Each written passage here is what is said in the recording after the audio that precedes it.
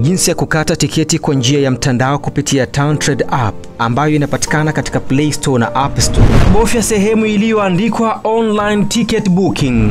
Hatua ya kwanza, jaza nambari ya simu itakayopokea malipo na tiketi unayohitaji. Hakikisha inaanza na 255. Baada ya hapo bofya send verification code. Hatua ya pili, jaza tarakimu 4 za verification code ulizotumiwa na Tantrade kupitia nambari uliyoijaza awali. Kisha bonyeza neno send. Hatua ya tatu, kununua tiketi.